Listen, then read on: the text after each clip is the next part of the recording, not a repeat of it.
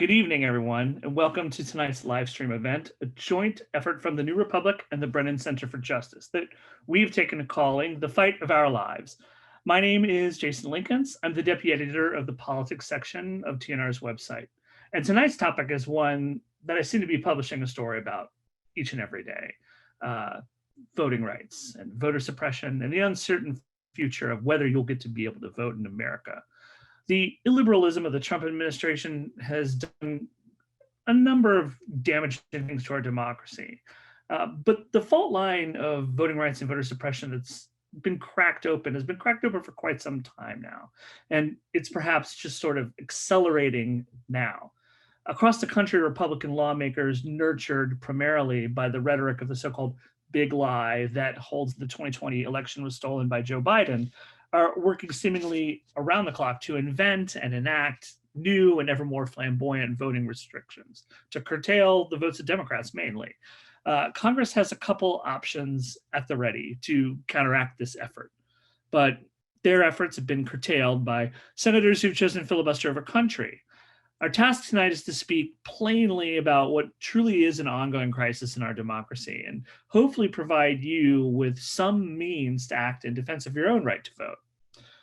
So to begin, let's meet our panel. First up, we have a pair of lawmakers joining us tonight. One is the junior senator from the state of Oregon. Please welcome Jeff Merkley. We will also have, hopefully at some point tonight, he's not here yet, but is on his way, from the 3rd District of Maryland, Representative John Sarbanes. Joining us from the Brennan Center tonight is Wendy Weiser, the organization's Vice President for Democracy. And finally, from TNR, let's welcome 2 of our staff writers, Matt Ford and Osita Nwanevu. Tonight's discussion is going to last about an hour, and we hope to cover as much ground as possible. We also hope to have some time to bring some of your questions to the panel, which you can drop in the Q&A box. But without further ado, let's get this thing started. Wendy, I wanted to just sort of like kick things off by taking the first question to you, because I know that the Brennan Center has been sort of assiduously tracking the spread of voter restrictions across the country, especially since the 2020 election ended. I wonder if you could just give us sort of an overview of the gory details involved. Hello, and thank you so much for hosting me and hosting this panel on this very timely day to be talking about the threats to democracy in America and what we can do about it and what especially Congress can do about it. It is our view based on our research that actually the crisis, the danger facing our democracy right now is grave. Our voting rights are under attack legislatively like they haven't been since the Reconstruction era. We've been tracking vote suppression legislation in the states for well over a decade, and we have never seen anything as intense and as voluminous as what we are seeing this year. Already, this year alone, 17 states have passed laws that make it harder to vote. In 48 states, there are more than 100 bills that have been pending to make it harder to vote. This is things like rolling back access to mail voting, to targeting, cutting back access to early voting, imposing strict ID requirements, and some novel new attacks that are bringing back some Jim Crow era tactics like empowering polling place observers and watchers to engage in harassing behavior free from legal constraints. This is going on right now at a pace that is more rapid than we have seen in years. And there's more coming. Texas just this afternoon announced that it is starting a special session on July 8th to consider a package of voting restrictions that were thwarted by some actions by brave Democratic lawmakers that stepped out. So this is still driving forward across the country. It is not just voting restrictions. I just wanted to, and there's a broader set of crises that are facing our democracy. In just less than 2 months, states are going to get numbers from the census that are going to allow them to start drawing district lines, to start redistricting, which is going to create the opportunity to gerrymander or engage in other shenanigans to lock in and distort our political power for a decade. So this is the timing and the urgency of Congress actually stepping up is, actually very time sensitive, not just for voting rights, but for redistricting as well. And of course, there's an ongoing crisis that has been growing of big money swamping our politics. And a recent study found that in the last decade since the Citizens United decision, just 12 individuals and their spouses accounted for roughly, I believe it was 13% of every dollar spent in federal elections in the past decade. 12 individuals and their families. So we have a real distortion of political power in our country. And there's a moment now, a real historic opportunity to do something about it. Well, I want to talk about that a little bit. I feel like efforts to make it to restrict the vote or make it harder to vote. These have been, I think, part of my life going back for decades. I still recall how many so-called motor voter bills were thwarted. I don't think it's been too controversial to say that the GOP has been fairly averse to expanding the franchise, or any moves that would broadly expand the franchise. They seem to have a sort of completely understand that low turnout seems to benefit greatly. And obviously, long before I walked the face of the earth, there were intense periods where voting rights were curtailed among people. Just want to ask the panel, what makes this period of hostility to voting rights so different?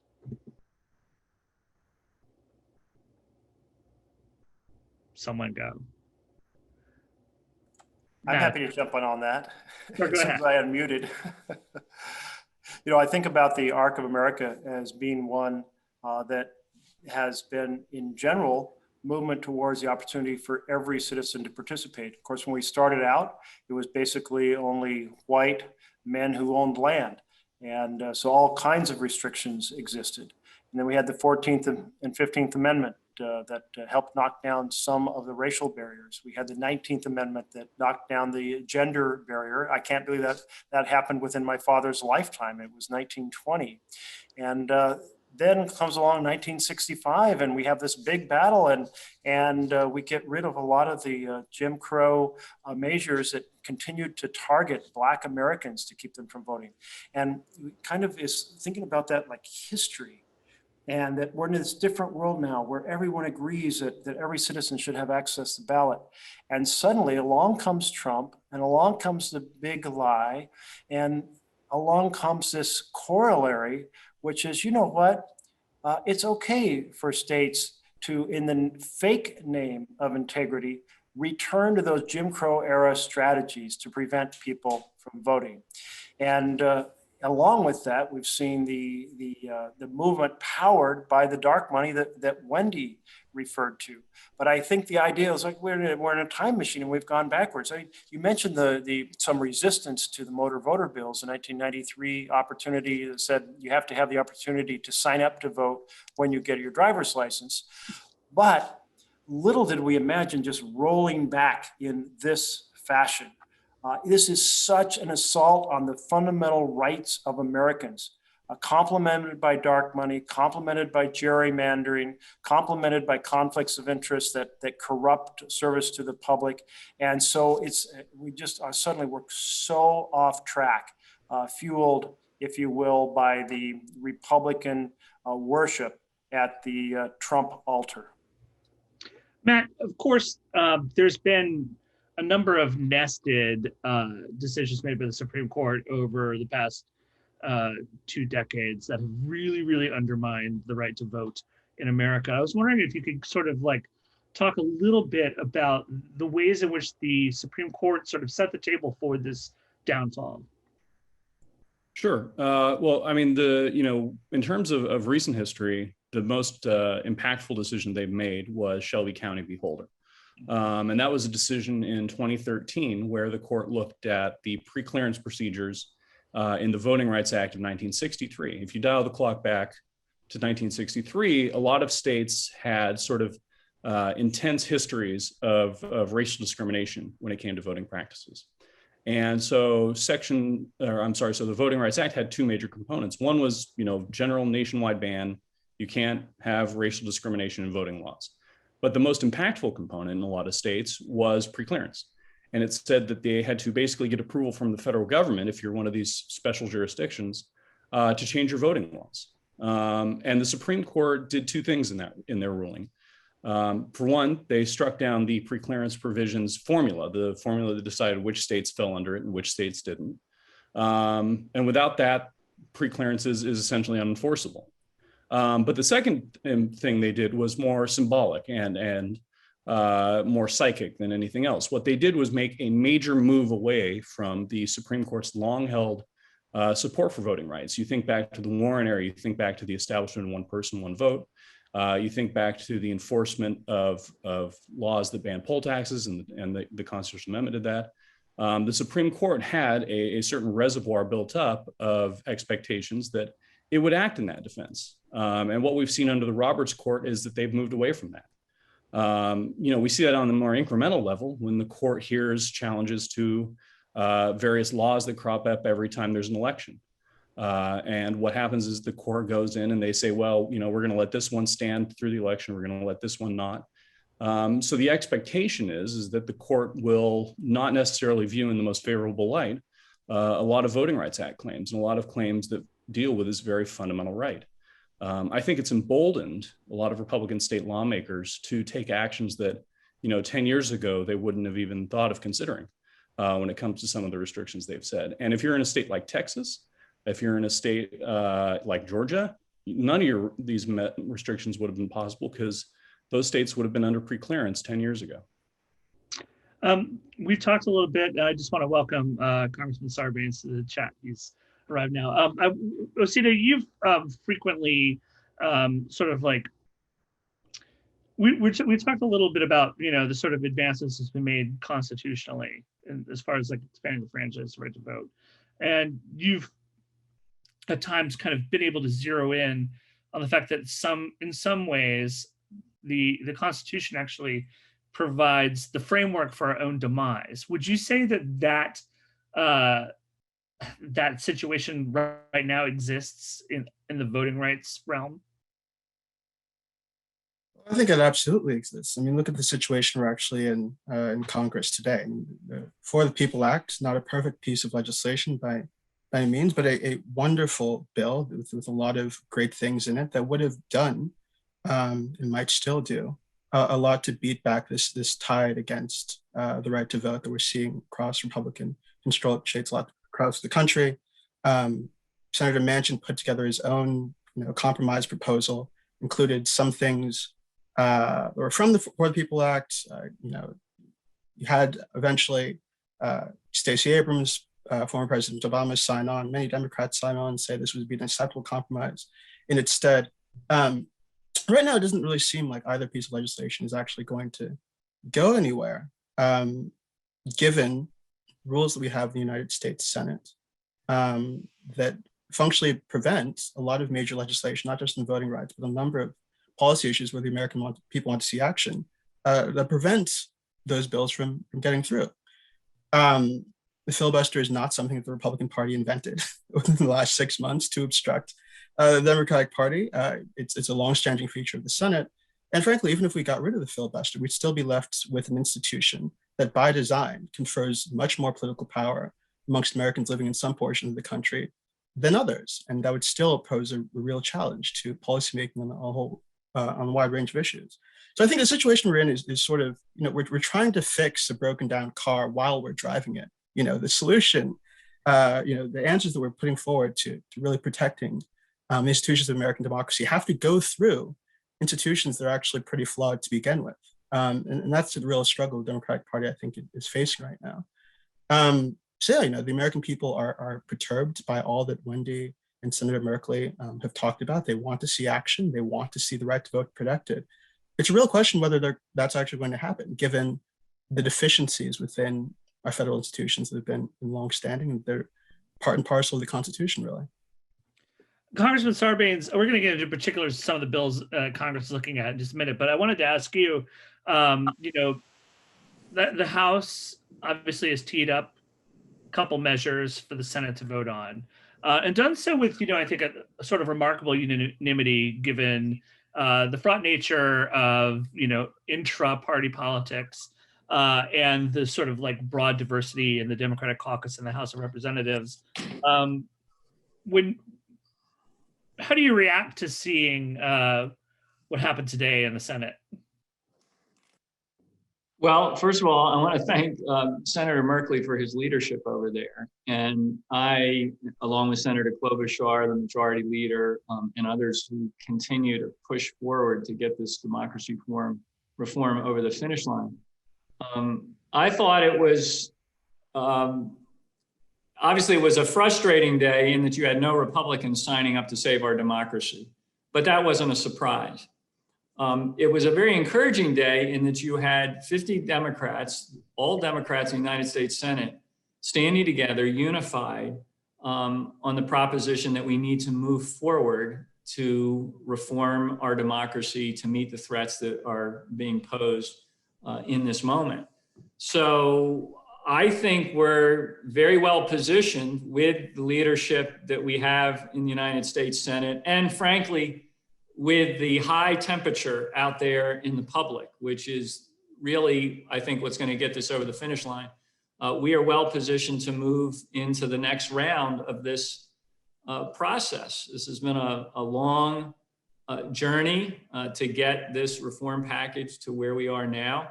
It's a journey that's not over, but we're very much moving in a forward direction here. So I think when you look at the fact that the public, with broad majorities of Republicans, Democrats, and independents support this bill, that in the end, I think, is going to determine the outcome. Senator Schumer has said failure is not an option. Senator Manchin has said inaction is not an option. As you indicated, we have broad support across a very diverse Democratic caucus for so many of the key elements of this reform package. And that, I think, is going to determine the outcome here. So we're ready to keep working like we've been doing for years and months and days to get this over the finish line. And this is just one day in that process. Well, there are a number of bills that could potentially get over the finish line. There's the For the People Act, which I feel has received the lion's share of attention. There's also the John Lewis Voting Rights Act. And somewhere in between, Joe Manchin has staked out a compromise measure that seems to borrow some elements from everybody into one sort of not codified bill, but like a sort of blueprint for one. As someone whose job it is to like essentially stage sort of a daily argument on the pages of the New Republic about the matters of the day, I've heard a lot of different things about the value of the For the People Act. It's already been described very positively here on this panel, but it's been discussed. It has critics that say that the bill is more of a messaging bill, that's more of a rhetorical gesture than a serious bill. What should people know about these two bills, and where have the critics perhaps gotten things wrong? Jason, I'll jump in there. I don't know who the hell could look at the For the People bill and talk about it as a rhetorical gesture. It directly takes on the issue of access to the ballot in every possible way. Vote by mail, early voting, voting registration.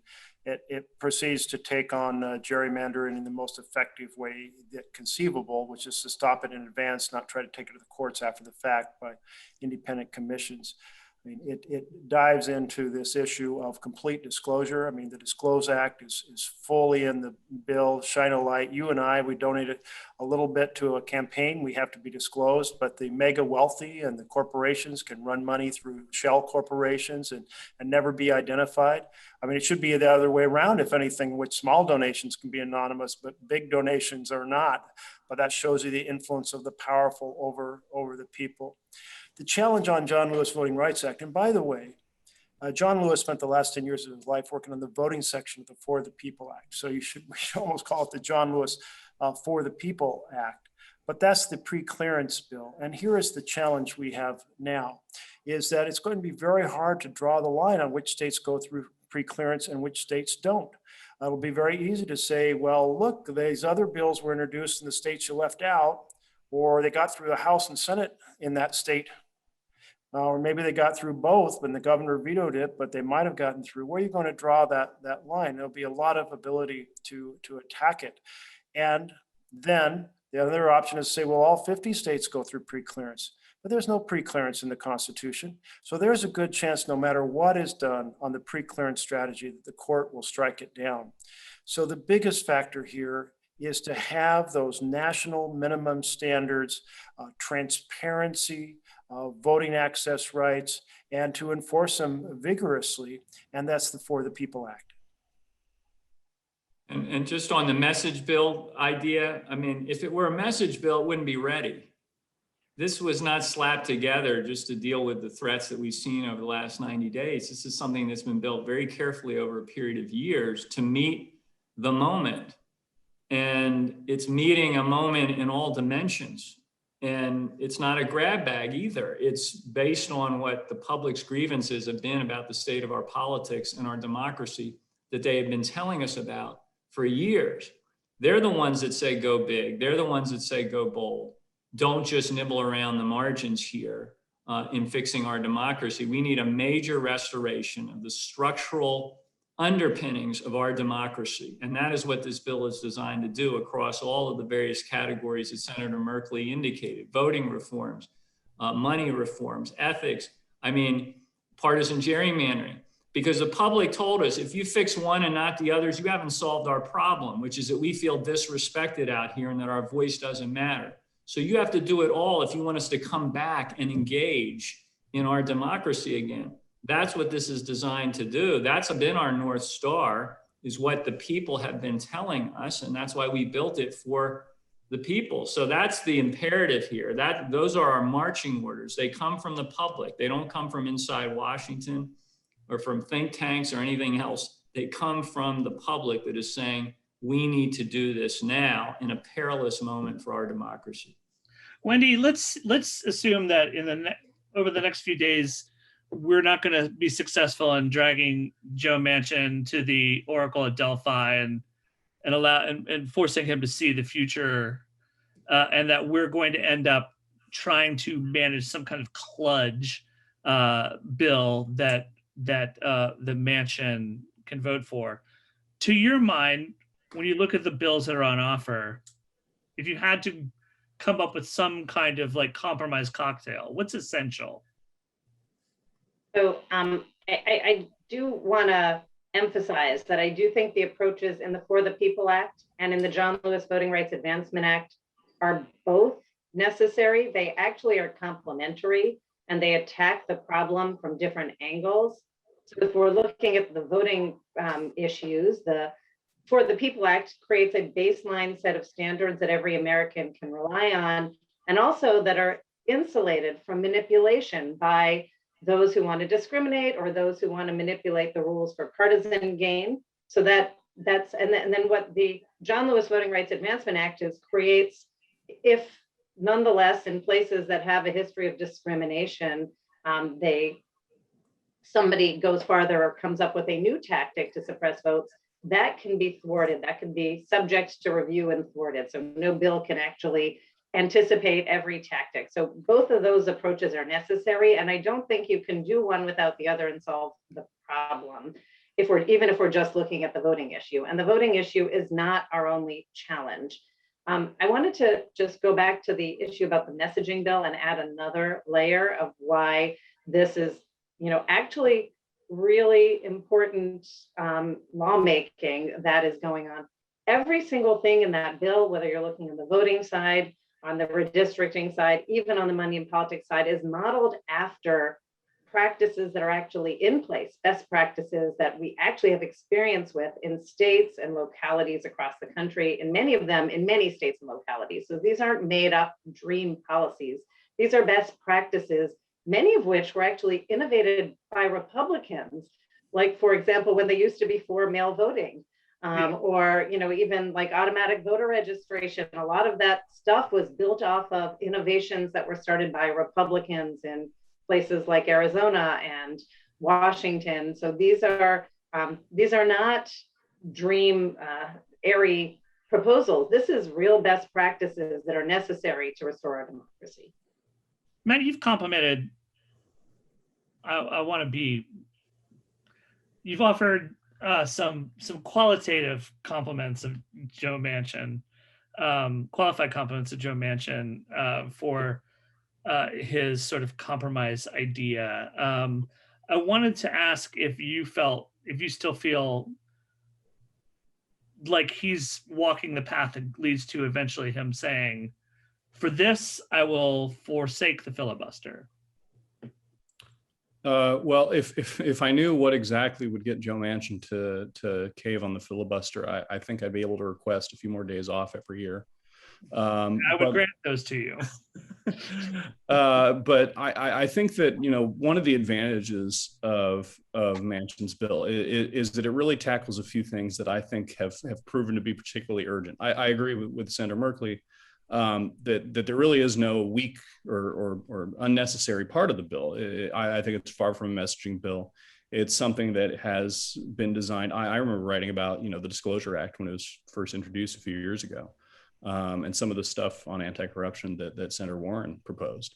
I think that, you know, if I could nail down three specific things, one of it would be, as Wendy said, the basic national minimum standards. You know, for federal elections, that would be very consequential in wiping out a whole swath of the sort of manipulation that they can do on a day-to-day basis when it comes to polling places, when it comes to voters, mail-in voting, when it comes to registration. The second of those would be redistricting reform. You know, this is going to be a once-in-a-decade opportunity. And we've seen how 10 years ago, Republicans were able to use that process after the 2010 midterm wave and achieve a very substantial change in American politics over the past decade because they were able to tilt so many House seats in their favor. And the third, I think, is the preclearance reform, the idea of implementing preclearance nationwide. I won't be so optimistic as to say that the John Roberts court is going to, you know, welcome it with open arms and say 9-0 that, of course, universal preclearance is constitutional. But I think there's a strong case to be made that we've reached a point where it can't necessarily be any one state or any small chain of states that have a responsibility for a history of discriminatory and suppressive voting practices. This is really a nationwide threat. And this is something that takes a nationwide response. So if those three pieces are in a final bill, that would be, you know, if we had gone back 5 years and told ourselves that would be in the final bill passed by Congress, we would be gobsmacked. I think that ideally we get everything we want, but, you know, some things would prove to be even more consequential than others. So you've actually spoken with people in the state of West Virginia and the state of Arizona who are endeavoring to, let's put it like this, they're endeavoring to persuade Senators Manchin and Sinema to consider doing what's necessary to roughly pass the Biden agenda, which voting rights has to be a part of. How would you assess their state of play right now? So they haven't a clue. I mean, they're in the dark as anybody else about what to do here. People in Arizona in particular. I think that Manchin has crafted a real identity for himself in his time in West Virginia politics. People sort of think that he's coming from a genuine place where he talks about bipartisanship and the need to sort of distance himself from partisan divisions and that kind of thing. I don't know how sincere he is, but people in West Virginia seem to really believe that he's sincere. People I talked to in Arizona are actually baffled by Kyrsten Sinema. They don't know what she wants. Kyrsten Sinema is somebody who began her career in politics in a very different place, as somebody who was in the Green Party of all you know, institutions, who's now sort of carved out a new identity as an independent centrist, willing to buck the Democratic Party. So people, I think, have spent a long time trying to figure out what Kyrsten Sinema is about, what could possibly be said to her to bring her in the right direction here. And people, I think, still don't really know. But I think that the consensus amongst the activists that I've talked to in both states is that there isn't going to be one kind of silver bullet answer here. To at least some extent, both senators are responding to what they see as an electorate that is not as democratic as electorates in other parts of the country with elected Democratic senators. I think they have to moderate to meet their electorates where they are. And the work of actually bringing those electorates to a place where they might produce politicians who are willing to toe the party line kind of reliably is work that's going to take a long time. And it's not something that can be done over the course of a primary campaign by a left-wing candidate. It's not something that can be done quickly just to speed Biden's agenda through here. That's the work of organizing over years and years, right? To really change things on the ground in Arizona and West Virginia. So that's not really a satisfying answer for people who want the thing that's going to switch their votes tomorrow. To put this bill and other bills that are on the docket through the goal line. But that's I think the real answer. It's going to take some time to really change the politics in those states. I want to broaden our view of voter suppression to talk about some of the more, I'll use cynically, I'll say innovative things Republicans are doing. Wendy just mentioned that there's none of these bills are capable of anticipating every single tactic that Republicans could throw against the right to vote. We're familiar with a lot of things that they've done over the years. They have instituted onerous ID requirements, they have onerous registration requirements. They've made it difficult for people to logistically move through the system to obtain the credentials they need to vote. We've seen, restrictions placed on polling places, balloting hours, early voting, and in recent, over the past year, we've also seen a sort of sustained campaign against vote by mail. Nevertheless, I'm perhaps more worried about some of the measures that are working their way through these state legislatures that don't seem to have to do with logistical blockades, but rather more seem to be like giving Republicans permission to play Calvin ball with the vote. That is to say, make up the rules as they go along. In some cases, the way I liken it is that there's the story about how Donald Trump literally called up Raffensperger in Georgia and asked him to find votes. And of course, he said, that's not the way it works. We can't do it. Now Republicans seem to be bent on actually making that process for all intents and purposes, legal. And I was wondering, what is the outlook? This might be something that Senator Merkley and Congressman Sarbanes might be best to answer. But when you look at what's happening in these states, this kind of like fast and loose with the rules. Do you feel like these bills that you're passing adequately respond to those types of tactics against voting rights? Well, go ahead, Senator. No, go ahead, John. I'll follow up. Yeah, I was just going to say, we've been trying to keep up with breaking developments on the voter suppression and voter subversion front from day one. So, we built this package over the last couple of years. We've been through one whole election cycle with the HR 1 framework as a backdrop. So we were able to put some additional things in there prior to introduction in the 117th Congress in the House to account for some things that we saw in the 2020 election cycle in terms of voting impediments, in terms of election security issues and so forth.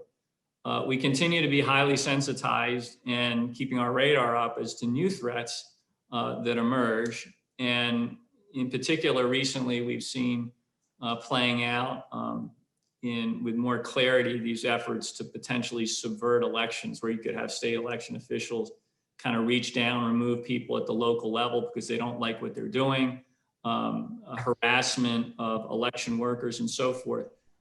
So I actually just in the last half hour filed in the House a bill that would respond directly to that. And there's similar efforts, companion efforts on the Senate side.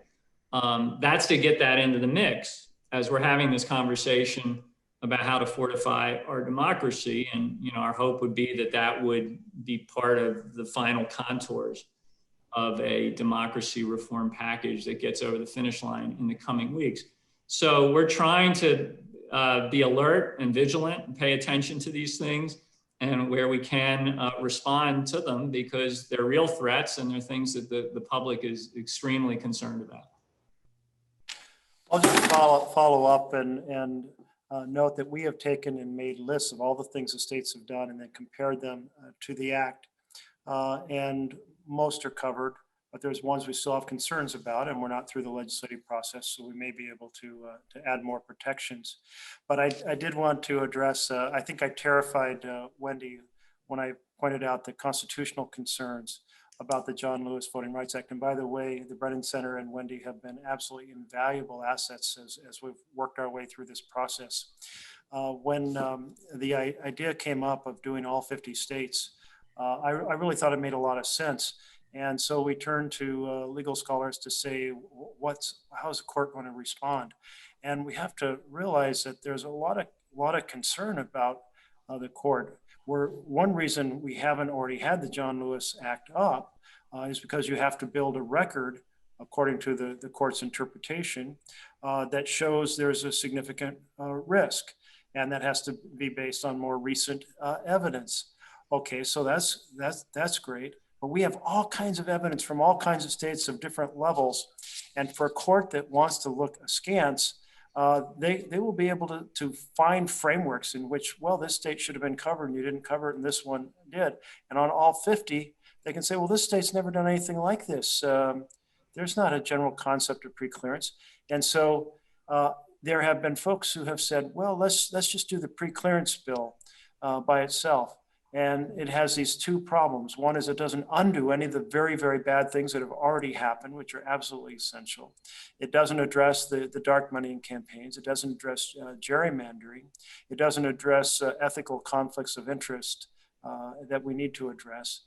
And we're just not sure that we're not sure the bill on the voting rights end how the court will treat it. So I'd love to have both bills, because one sets these national standards, and the other says, and you can't do things that mess with these national standards. And so you have to clear your changes in advance, which is very good protection, because the court process is inadequate after the fact to try to handle all of the things that our states are going to try to do. I wanted to assure Wendy that I love the idea of getting both done. They do both fit very well together. But I also am really worried about this Federalist Society court that values power over principle, in my opinion. Power, government by and for the powerful, over government by and for the people. And when that perspective is there, we're in big trouble. There is a reason Mitch McConnell stole a Supreme Court seat from Barack Obama. There's a reason he changed the Senate rules in order to do so. And so he wanted specific people on there with a specific philosophy, which in my mind is very, very damaging to the general vision of government of, by, and for the people.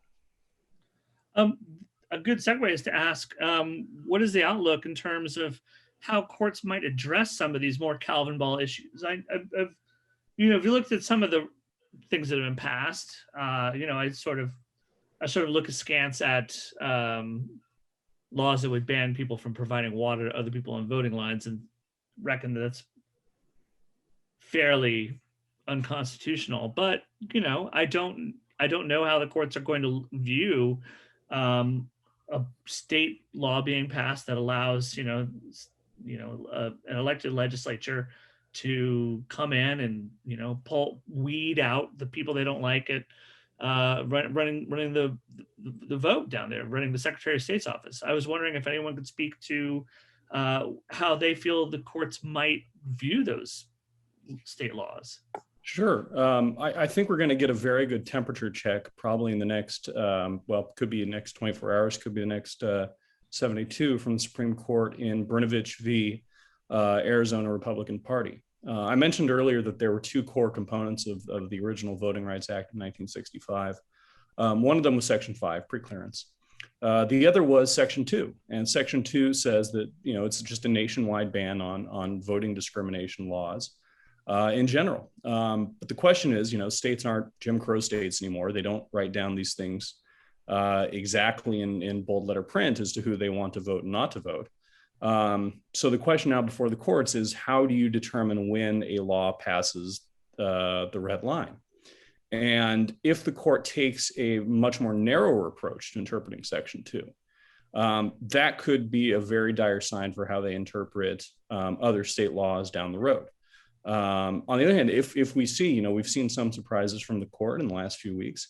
If we see a more lenient approach towards challenging these laws, rather a less, we'll go more lenient approach to challenging these laws, then we could see, some hope on the horizon that the court will say, hey, yeah, it's not justifiable if you ban people from handing out water in states where, large portions of the African-American population vote early, or if there are long lines at polling places in their districts. That obviously doesn't meet Section 2's criteria. So I admit that that's not a very good answer, because I'm sort of passing the can down the road. But I think that the court will send a very strong signal here very soon. If I can add to that, so there's really several different approaches to go to court on challenging these rules that are both suppressing votes and subverting elections. There's anti-discrimination principles, because most of what we're seeing is in fact being targeted towards communities of color, and intentionally so. Whether or not you can prove the intent all the time will be a question that we'll learn how easy or hard it will be to show both that it's discriminatory or intentionally so. But I think that's one avenue for challenging these restrictions. Another avenue is we have under our First and 14th Amendments, the Constitution does protect the right to vote against unreasonable burdens. Both of those are federal causes of action. And as Matt said earlier, the Supreme Court has been very aggressively rolling back federal court protections of voting rights. And it was, in fact, accelerated that rollback silently last year during the pandemic, as it issued a whole bunch of rulings in motions in a shadow docket without any formal opinions that actually prompted dozens of voter-friendly court decisions to be reversed during the pandemic. So we've seen the court rolling back and being less protective of voting rights. There's also state court causes of action. And one of the new things that you mentioned that we're seeing are legislatures taking for themselves control over processes, mechanisms that are traditionally been or are constitutionally committed under state constitutions to their executive branches. And so there are going to be state court fights over whether or not the legislature has the power to do that within the state. And in Texas, for example, to get this legislature back for a special session, the governor actually vetoed the budget for the legislature, just as a direct attack. In Georgia, as you mentioned, they took over for themselves the authority to actually appoint these executive office holders, and their then self-appointed loyalists can now take over local election official offices. These actually could have some separation of powers or other state law violations that are in place. That said, I want to say, because the courts have become less and less receptive to protecting voting rights over time, I don't think we can rely on the courts alone. I think that would be, and the courts themselves and the Supreme Court has said in many occasions, this isn't for us, it's for Congress. So it does, they constantly are throwing the ball back to Congress to do something about this. We need stronger voting rights laws in America to have our courts actually be stronger in protecting voting rights. Osita, you've talked about this in pretty stark terms. Your piece was titled that this was democracy's moment of reckoning. It seems to me that just about, I know we've joked about this, but every single time out when we're working on a piece together, our moment of reckoning has largely been where to put the pro forma 3 or 4 sentences that describe how this could be if the filibuster didn't exist. Why has this been such a frustrating thing for people to understand? I don't know. It's just a frustrating political situation, and it was it's a completely foreseeable political situation too. I mean, we shouldn't be surprised by the way things are going in the Senate now. You know, if the Democrats had won a couple of more seats in November, things might have been different. But I think they were still going to have this question on the table about what to do about the filibuster, given that the Republican Party is what it is now. And it's not going to be forthcoming on an issue like voting rights, where they're actually the party, they're actually the agent we were trying to sort of control in their efforts to attack the democratic process. They were not going to sign on to democratic efforts to stop them from doing that. So, you know, this question has been on the table. Everybody should have seen this coming. And it's frustrating for writers because you do have to sort of include, not only on this issue, but on every issue on the docket now that Biden wants to see passed, this disclaimer that this would be great. A lot of movement has been made on this issue in Democratic policy discourse over the last several years, but it's not going to happen unless something radical shifts in the Senate calculus. And then we don't really seem that much closer now to that shift than we did a month ago or 2 months ago. You know, there was this moment briefly when Manchin and Biden said that they would consider moving to a talking filibuster, which wasn't in and of itself resolve the vote count issue, but was a sign that they were a little bit open-minded as to what they're willing to consider and talk about. We haven't really heard much about that since. In my piece on the For the People Act, I talked to this professor at Harvard who's put together this proposal that would keep a filibuster, but it's a version of the filibuster where the filibustering party would have to represent a majority of the American people, right? So it'd be a version of the filibuster that would allow Biden's agenda to pass now, would also retain as a kind of option if Republicans take the Senate again, a version of the filibuster that would prevent, that would still allow a majority of the American people to sort of say no to certain things, right? That's something worth talking about, and there are other proposals people have advanced, but it doesn't actually seem like, even now, even today, we're in a place where any of those things are actually going to get done or seriously considered. And you know, it's a shame. I think the question I think people ought to be asking Democrats now, both Senator Merkley and Congressman Sarbanes, is just sort of, you know, given all of the rhetoric that we've heard, I think justified rhetoric that we've heard about how important this bill is, how remarkable, dramatic these attacks on the democratic process are, we're seeing from the Republican Party.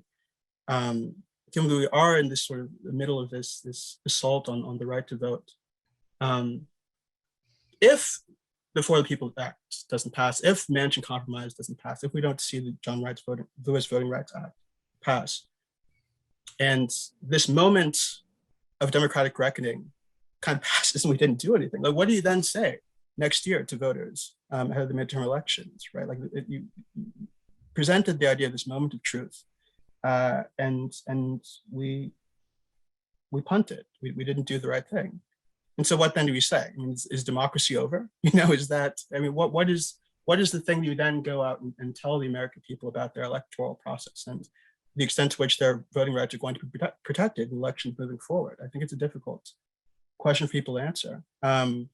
But we're in a real deep hole. I think we're in a deep hole, as I said at the very beginning, not just because the Republican Party is doing all of these things now, but because our political institutions really from the outset were not designed for the kind of country we've become. They were not designed by people who took certain values that we now take for granted about political rights. They were designed in a different world for a different kind of country. And we've outgrown them. And it's time for us to have a really serious conversation about what's going to take to build new political institutions that really, serve the kind of America we have today, where we think African Americans should vote and women should vote, and that everybody's vote should be counted equally, no matter where they happen to. Things that I think most American people take for granted. We don't have a political system that fulfills those desires, that is aligned with those values. And until we begin having a conversation or sort of initiate a conversation about how to really fundamentally change that, I think we're going to be frustrated on a lot of policy fronts from here on out. I'll put it to the members of Congress. Was this something that was seen coming a long way off? Were the possibilities of saving democracy already precluded before Democrats started essentially running on that? So let's just talk a little bit about the Senate side. I'll leave the House side to John. But on the Senate side, the Senate has been dysfunctional for quite a long time, but it's gotten so much worse. I was here back over 40 years ago as an intern. I dropped out of college to be here for the first year of the Carter administration. I worked for Congress in the 1990s, and I saw a Senate that functioned. Filibusters were very rare, virtually never used on a motion to proceed or nomination. It was still rare, but it was starting to grow. But we're talking a few more per year, nothing like what we've seen now. I came back in 2009 as a senator, and I was just stunned by the dysfunction of the Senate. I immediately started saying, hey, this is not okay. We don't have an institution that can address American problems anymore. We're becoming completely bogged down. And just to give you a sense of that, when Johnson was majority leader before he was president for 6 years, I think he only had to file cloture to try to close debate a single time. And during the 6 years Harry Reid was majority leader, that was over 400 times. And when you realize that every one of those motions requires an intervening day and then 30 hours of debate and eats up a week, well, there aren't 400 weeks in a 6-year period. So you can start to see how utterly dysfunctional the Senate has become. So I started to raise the question about how do we modify this? How do we change this? And back, I think it was 2011, we had a battle on the floor of the Senate. It's 2011 or 2013. And I put up the talking filibuster as a rule. And every single Democrat that was here at that time and that is here today voted for the talking filibuster that many years ago. The only exception is Dianne Feinstein missed the vote back then. So we've been wrestling with this for a while, but we still had kind of a lot of folks who said, in its best conception, if you want to say what's the best idea behind this, it's a social contract in which this majority does not run over the top of the minority. That's what happens in the House. They just plow over the top and they just ignore them. But in the Senate, we hear their opinions before we vote. We give them a chance to put amendments on the floor. We allow them to delay things while we search for a compromise. And that's the best conception of it. And kind of going back to the 26 original senators saying we can hear everyone before we vote, so that they never actually used the motion to call the question to force a vote. They never used it. So in 1805, when they rewrote the Senate rules, they said, we've never used this rule, so we'll get rid of it. We have the courtesy of listening to each other before we act. So that's the best conception, but it has two parts. It has the courtesy and the value of listening to the minority and engaging all 100 senators in the process. But the second half is that ultimately the majority makes the decision. And that's the part that's been absolutely lost under the McConnell strategy of delay and obstruct. That is the part that our founders warned us about. They were under the Confederation Congress rules while they were writing the Constitution. And Confederation Congress rules that existed before our 1787 Constitution were you needed a supermajority. So you have Madison saying, Do not let the will of the majority be subverted to the will of the minority, undermining the very premise of the way a republic's supposed to act. You have Hamilton talking about the result will be tedious delays and contemptible compromises of the common good. They absolutely warned us not to have a supermajority be allowed to enable those who want to exercise power over problem solving, destroy the functionality of Congress. And yet here we are. So now we have the vast bulk of Democrats are ready to say, okay, where is there the ability to restore the filibuster to its best version? It's never really had a great version. I mean, for 80 years, all it did was stop civil rights bills before 1965. It's been used more generously by both sides since 65 as we became more partisan, and a little bit of the Jim Crow ugliness rubbed off after the 65 civil rights bill. So there's multiple ways. You can take the Harkin proposal. Senator Harkin of Iowa, retired senator, he said, look, every week or so, lower the number required to close debate. So yes, there's delay, there's opportunity for compromise. It's not easy, you gotta listen to the minority, give them a chance to have amendments, but ultimately you make a decision. You have the talking filibuster that I proposed. You have the ability to reverse the 1975 rule change, which said that now you can have the no filibuster. That is, people vote for more debate, but they don't actually have to show up and debate. Due to a quirk in the rule change in 75, the responsibility is completely on the majority. So those who want to obstruct never have to be present. It's a no show, no effort obstruction. Combine that with McConnell's theory of power, and you have this element of absolute paralysis. The Senate is a deep freeze. So we have almost the number of senators we need to be able to find some way to restore that social contract. And I'm hoping, Senator Sinema said in her article the other day, she said, we need to have a debate about process. But when you call for debate about process, it means you're willing to listen to others about the pros and cons of the insights that they bring to the conversation. So we are not giving up in the Senate over finding a pathway in which we respect the minority, value the participation of the minority, enable that participation to exist, but ultimately not allow the place to be paralyzed. So we anticipate that there will be a lot more to come on this. This vote today where we fail to get to the floor, that is not the end of the conversation. This is the first round battle, and we're going to be in this round after round after round until we win. Real quick, because I know we're up against our time here. First of all, let me, as Senator Merkley did, thank Wendy Weiser for the incredible work over there. They're alchemists because they take people's outrage about terrible things and they turn it into great proposals in terms of legislation. And then we're able to work with them to try to get that onto the floor of the various chambers here. Getting back to what Osita asked the question about, which is, what are you going to say next year if you don't do this? To me, that's the number one reason we're going to do it. I mean, that's why I have confidence, because there is no answer to the question. There's no satisfactory answer to the question, why didn't you seize on this moment to do what's right for the democracy if we fail? And I think that kind of sense of history and the pressure that goes with it is going to be what determines the outcome. This is very much the if you can keep it moment for our democracy. Everybody talks about that story of Ben Franklin coming out of the Constitutional Convention. Is it a republic, you know, madam, or monarchy? And she says a republic if you can keep it. This is the if you can keep it moment that's being put in front of us.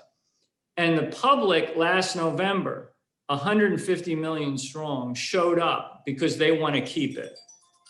And now what they're going to ask us in this moment, and certainly next year, is, are you willing to show up, our elected representatives, to keep this democracy? I think the answer has to be yes. And that's why I'm confident, as Senator Merkley is, that we're on the front end right now of a process that in the next few weeks, I think is going to get this bill over the finish line, onto the president's desk, and address these grave threats that are being posed to our democracy. But we have run up toward the end of our time today. And I know if anyone has to jump off, I understand. Just wanted to sort of like give everyone a chance to just offer some closing sentiments. And if you you can incorporate perhaps any idea about what ordinary people could do to help protect their own right to vote in those closing statements, I wouldn't mind. I'll go ahead and we'll start with Senator Merkley. Well, this is a pivotal moment for our country. There are many powerful and privileged people who hate the idea of government of, by, and for the people. They want to be able to manipulate the laws and the power structure to benefit themselves, and they have all kinds of strategies to do so. They have lawyers, they have lobbyists, they have massed money in campaigns, and they're always trying to maximize that influence. But here in America, we love the vision of government flowing up from the people, not down from the powerful and privileged. If we fail to pass an election protection bill along the lines of S1, along the lines of for the people, then this is a constitutional and policy Armageddon. It's a constitutional Armageddon because we failed to protect the right to vote. And there is going to be all these bills across the country turning purple states into red states because they're manipulating the process. And it's a ugly, ugly, ugly world we live in where people say, well, democracy failed. It's been taken over by powerful forces. It's the opposite of what was intended under the of, by, and for the people vision. And it's a policy Armageddon because when the powerful are in charge, they don't care about healthcare, housing, education, living wage jobs. They don't care about labor law or consumer laws. They don't care about the quality of opportunity for LGBTQ individuals. They don't care about taking on big international issues, be it human rights or be it climate change. And so all the things that my colleagues on my side of the aisle have campaigned on and said we want to accomplish, we will fail on ultimately in the policy realm. And we will fail miserably at the polls because the American people who worked so hard to deliver this majority, the people of Georgia who worked a miracle. I mean, who can believe we won those 2 seats in Georgia? All of us who were working so hard to help kind of really doubted it was possible. They did it. They did it with incredible amounts of turnout. And it's part of what Republicans are reacting to. They're like, let's make it hard for those folks to vote. We don't want them voting. We'll make it, if we can make it for 2 or 3% of them get discouraged because they have long lines with no water on a hot day or discomfort on a cold day, if we can make it hard to register to vote, if we can purge them from the voting rolls, we can influence 3, 4, 5% of the turnout, well, then we can win these close races. That is just a targeted strategy. It's ugly, it's racist, it's wrong in the vision of our republic. And our voters next time are going to say, we delivered a majority and you failed us. Mitch McConnell, when he had a majority, he changed the rules to deliver for the powerful. You all sat on your hands and failed us. And that's going to be incredibly discouraging to people across this country, and incredibly discouraging to me and all of us who are in the building fighting. So we cannot let that happen. So let's not let it happen. Oh, so you're muted. So I've kind of reduced this down, you know, I think in metaphors. So to me, the house of democracy is on fire right now. Democrats have all the tools we need to put it out. We're standing on the front lawn. We got the hoses, we got the axes. We can put this fire out. Across the street, on the other side, Mitch McConnell is standing there with his arms folded with the rest of the Republicans. It cannot be the case that we say we won't pick up these fire hoses and put out this fire until we can get a couple of the arsonists or 10 of them from across the street to come join us in that fight. We can put this fire out. The Constitution has no rule in it that says you need 60 to pass a bill in the United States Senate. That is a procedural rule. The Constitution is about majority rule. That's what we're standing for here. If we miss this opportunity, shame on us. And I think that is the imperative. That's the pressure. That's the temperature that the public is projecting onto us in this moment. And I'm confident that we are not going to fail because of that. And I just ask everybody over the next few weeks, please join the chorus on this because your voice could be the one that makes the difference. Thanks very much. Matt, would you like to offer your final thoughts? Sure. I have two. One is that when it comes to what people can do to support these efforts. A lot of this debate has been taking place on the federal level in terms of the two bills that are proposed, what Congress can do, and what it will ultimately do in the coming weeks and months. I think the lesson of the 2020 election is that it's local factors that often may be even more consequential. When you look back at why Trump's bid to overturn the election wasn't successful, it's because local officials and state officials all along the way were simply unwilling to go along with it. I don't think we can readily count on that as a factor in 2024. I don't think we can bet the farm on that. And so I think it's going to be up to Americans checking and making sure that, and applying pressure to make sure that things aren't being tilted in a way that they could go wrong in 4 years at the state and local level, to make sure that the process works. And the second, and since I have two members of Congress before me, and that's not a rare opportunity. One thing that I do hope Congress considers after it debates these two bills, no matter which way it goes, is rethinking the Electoral Count Act of 1887. It's a very obscure piece of legislation, but it lays out how Congress is supposed to resolve electoral disputes since the crisis of 1877. And it directly led to what we saw on January 6th, where members of Congress were able to challenge state outcomes and were able to sort of cause and inspire the demonstrations and the riots that happened that day. It's a direct attack as currently structured, and it enables direct attacks on the legitimacy of presidential elections. And I don't know whether there will be ultimately bipartisan consensus on a voting rights bill. But I would like to hope that some Republicans might see some value in changing or clarifying that law and making it possible that we don't see a repeat in 4 years of what we saw earlier this year. Sounds like you just pitched me, Matt. Anyway, Osita, your final thoughts. Yeah, well, I certainly agree with Matt that local politics and state politics too are going to be particularly important in the years ahead, given the way things are going. And I think it's important for people to find out how they can get involved in their communities, not only in protecting voting rights, but on other policy issues where progress might be frustrated at the federal level. As far as answering the question about what ordinary people can do to sort of move things at the federal level, I don't know how to answer that question, to be perfectly honest with you, because the standard answer is supposed to be, get involved, go out and vote, get your family or friends to the polls, get them interested in politics and understand what's going on, and really participate in the federal political system. People did that. People did that not too long ago, less than a year ago.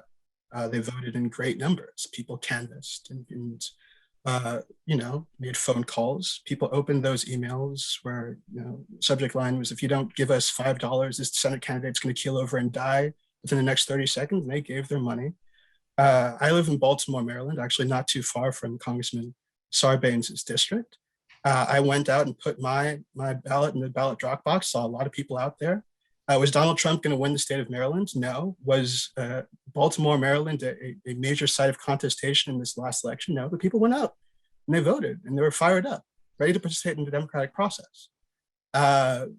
People have done what they've been asked to do by politicians. People have gone over and above these last couple of years. This miracle we pulled off in Georgia to win those 2 Senate seats. That was an extraordinary thing for the Democratic Party to accomplish. It took years of organizing, years of effort by people on the ground in that state. People have done federal politics. People have gotten involved. People have gotten out and voted. We're just at a point now in representative government where the actual actors here are people who the American people went to the polls to elect. Elected a Democratic House, they elected a Democratic Senate, they put Joe Biden, a Democrat, in the White House. It's now incumbent upon the people who were chosen by American voters to do what they said they were going to do. So I don't know what else the ordinary American voter has to contribute here. I mean, I talked to activists who are working in Congress right now to move the needle on the filibuster. People like Eli Zupnik of Fix Our Senate, the guys at Indivisible. I saw that the Poor People's Campaign just launched their own effort to get Joe Manchin, to change his mind on this. Those people are active too. But as far as what John and Jane Doe sitting at home worried about Republican voter suppression can do, if they voted in the last election, they did their part. You can get on the phones and make more calls, but ultimately the real agents of change here are going to be the leaders, the people who've been elected to protect the democratic process. And we'll see if they follow through in the next couple of months. Wendy, I want to just commend the Brennan Center for joining us in this endeavor tonight, and I wanted to give you the last word on everything. Well, thank you so much. And this has been such an honor to be with especially with the great leaders of this fight for the People Act in the Congress, as we all agree, one of the most consequential and transformative and necessary pieces of legislation that we've seen.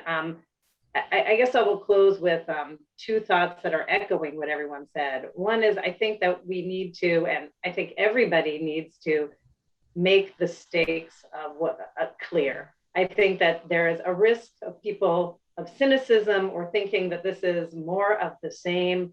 What is going on right now is not normal.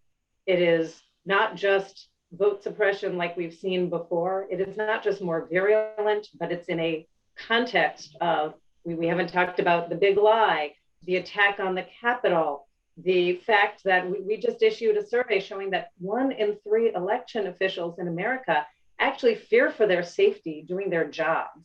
And 1 in 6 had their lives or their families' lives threatened doing their jobs. I mean, the virulence and the aggressiveness of the attack on our democracy is at a pitch much higher than we have seen. And we are heading in now to a redistricting cycle. Again, that is a super urgent moment. It's once those district lines are drawn, we barring whatever courts might be able to do, we are stuck with whatever manipulation is effectuated for a decade. So this is a critical time. And I think people need to make those stakes clear. And that's also part of the ingredients for success here. As everyone said, nobody can go back to their district and say, we didn't do something about this. And Joe Manchin himself has said, inaction is not an option. And he has changed his mind about things in the past weeks, multiple times. So I think, not being cynical about what is possible with the Senate rules and what is possible, keeping up the pressure is necessary. And I would say that so inaction is not an option. Raise your voice about the stakes, demand outcomes from your members of Congress, and also look in the states. These battles are going on. What happens, the victories and the losses in the states actually have an impact on what happens on the national level. These fights have to be fought door to door. As we mentioned, Texas is heading right back into a special session. The Texas legislature not only called on Congress to step in, but whatever corporations, churches, activist groups mobilizing have actually had an impact in, at least slowing down and maybe mitigating what damage could be done in Texas. So step up with your members of Congress, step up with your neighbors, and also in your states and localities, your voice is necessary as well. Thank you very much. Well, with that, it's time to bring tonight's live stream event to an end, but we will be back next week. In fact, I believe Osita and I will quite literally be back next week for our next event, which is titled After the Age of Milton Friedman. That is featuring the Roosevelt Institute's Wendy Brown and reporter and author Zach Carter. He's the author of The Price of Peace, Money, Democracy, and the Life of John Maynard Keynes. So if you're interested in that, please check that out next week. It is, like this one, free. For the time being, I just want to say thanks to tonight's panel, Senator Merkley, Representative Sarbanes, Wendy Weiser for the Brennan Center for Justice, and my colleagues, Matt and Osita, who I will see at work tomorrow morning. I also want to thank all of you who joined us tonight. Thanks for allowing us into your home. For all of us at the New Republic, good night.